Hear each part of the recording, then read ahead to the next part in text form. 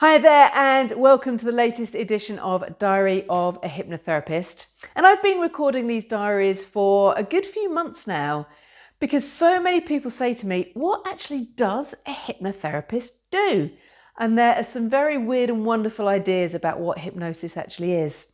So through these videos, I share a little bit of what I get up to in my week to give people a better idea and perhaps think that could work for me too. And I've had a number of new clients start with me this week. And the starting point for everyone who works with me is what I call a chemistry session. Because the most important factor, I believe, for someone to get a really positive result is that they feel comfortable with me and the way that I work. I'm a little bit quirky, I'm not everyone's cup of tea, and that's okay. And so in that chemistry session, we go through a lot of the science behind the work that I do. And that's one of the things that I often hear. Hypnotherapy is a bit woo-woo, whatever woo-woo means. But the reality is there is evidence of hypnosis that goes back 3,000 years. It's been around a heck of a long time. And with the advances that we have in technology now, we can scientifically evidence what is going on in the neurology, in the mind, when people are feeling anxious or feeling any of the emotions. So by giving people a real education about how their mind is working, how the chemistry in their bodies, because all our emotions are actually chemical reactions going on. And also the physics, which is all about energy. When these three things all come together, it helps people really understand that whilst they think they're broken, they're not. It's just that their thought patterns are creating a chemistry, draining their energy, which is leading to the behavior to try and overcome some of those factors. And it really helps when people understand why their brain is working in that way, because then taking the next step into think a different way, to behave a different way, becomes so much easier. So in that chemistry session, we don't actually do any therapeutic work.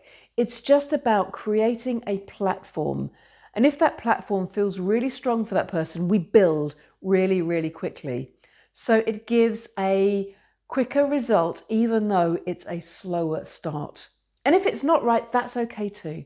I can help someone go to a different form of therapist or perhaps a different hypnotherapist that may be a better fit for them.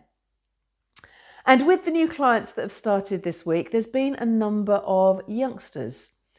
Another common question I get asked is, how young can someone be for you to work with them? And my answer is always, I'm very uninterested in the physical age. It's much more about emotional maturity, someone's ability to really understand what's going on with their thoughts, with their feelings. And so the youngest person that started with me this week was 11, but she's a single child, so she spends a lot of time one-to-one with an adult. And I would say her emotional maturity was more akin to a 15 or 16-year-old. Whereas equally, I started with a 15-year-old, and the work with them will probably be slower because she doesn't have the same level of emotional maturity. She's more down probably the 12, 13 age group. And especially with children, one of the things I absolutely love doing is coming up with metaphors to help them relate to some quite sophisticated neurological concepts in a way that they can understand. So the youngster is a very good tennis player. So I try and bring in knowledge of, well, if you're standing on court and this is happening, you do this, don't you? And she's like, yeah. Well, that's how your brain is working in this way. She went, oh, yeah, I get it. And with the 15-year-old, she is a drummer in a band and also a very good football player. So I've got two avenues of things that I can work with there in terms of the rhythm of music and how if all the different instruments are playing different tunes, it's just a cacophony of noise, whereas when they're in harmony, it's beautiful. And that's a bit like your thoughts. When there's so many thoughts going around, it's just noise. Whereas when you're in control of the thoughts and they're all in harmony, it works much better. And that's one of the things that brings me so much pleasure in the work that I do, It's not just about having a whole range of brilliant tools that I can use. It's about taking that tool and thinking, how can I help you to use that tool in a way that you understand so that you can become really competent in using it too? And that's a big part of the joy that I have in the work that I do. So as always, it's been a very varied week. 3 younger people working with me, someone that I've been working with alcohol usage, someone that wants to lose weight, along with all of the people that are struggling with anxiety too. And so here we are on a Friday afternoon. It's June. I'm still wearing a jumper. Not good.